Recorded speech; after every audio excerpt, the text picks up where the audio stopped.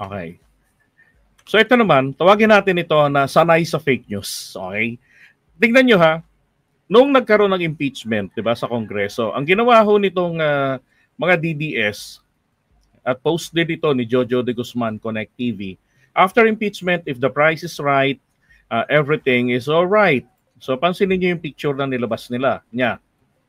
I don't know kung siya yung nag-edit nito, pero by publishing this, meron po talagang malis. Number one, anti-Marcos, anti-Martin Romualdez, etong si Connect TV.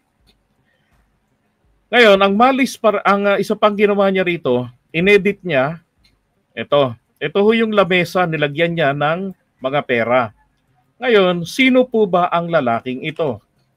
Yan pong naka-inset na yan, ayan o, para malaki. Yan ho ay si Congressman Albi Benitez. Okay?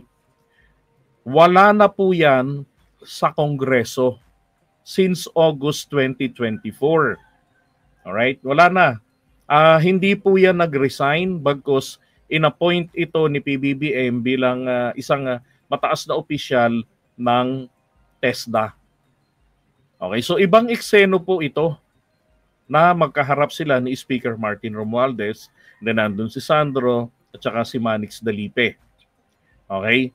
So ngayon, etong kanilang katarantaduhan dito na ginawa, tignan nyo ha, huling-huli sa pagkaka-edit.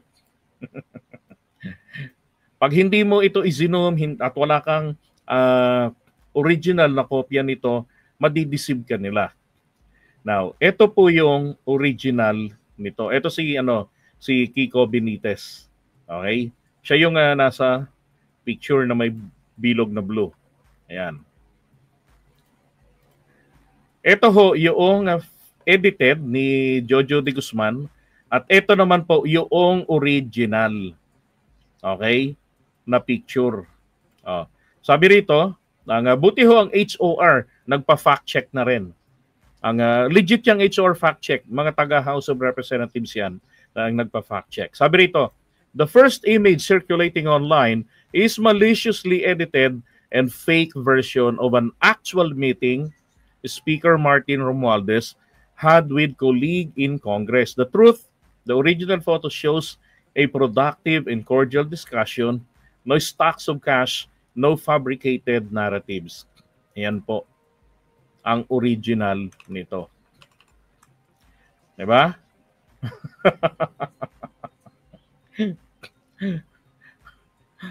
Nasa ano ba? Nasa Hong Kong ba yung loko-lokong yan? Oh. Kaya ang lalakas ng loob diba? Alam niyo ho, ang cyber libel, ito po ay hindi po ito nakatali ng territoriality. Nandito lang sa Pilipinas, hindi po. Ang iba ang approach dito na itinuro sa amin ng professor namin noon nag-aaral ako noon. Ang sabi, ang cyber libel or maging libel, ang po rito, ang titignan dito, hindi po kung saan ginawa ang krimen. Kung hindi po, kung saan umepekto yung krimen. Okay? So kung saan mo nabasa, nakita, napanood yung krimen na ginawa sa iyo, yung malisyosong paninirang puri sa iyo, yan, doon mo po yan pwedeng hablahin. So ginawa ito ni Jojo de Guzman sa Hong Kong, yung edit-edit niyang yan, pero yung impact nito ay dito sa Pilipinas.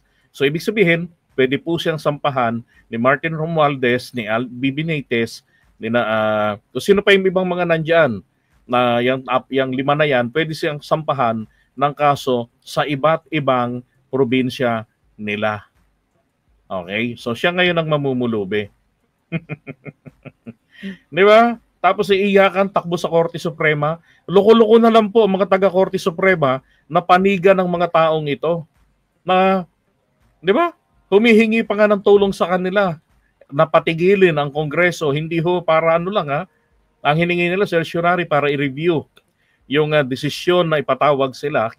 Pero ang nangyari etong mga loko-lokong ito, pagkatapos nun, bira ng bira. Oh.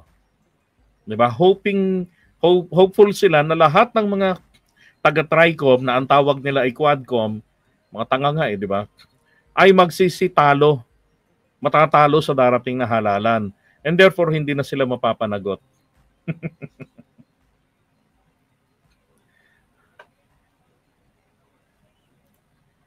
Oh, Marcos nga yung last name ni Sandro.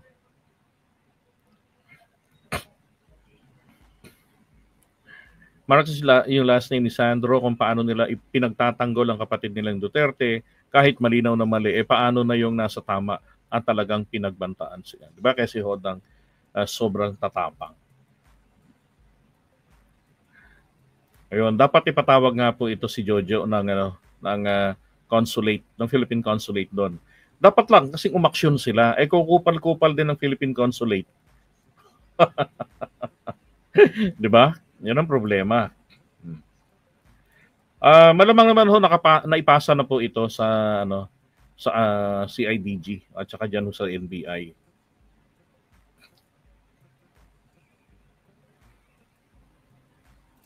Totoo, matinding paninira itong post na to ni Jojo de Guzman. Sanay na sanay naman siyang gawin yung ganyang bagay eh.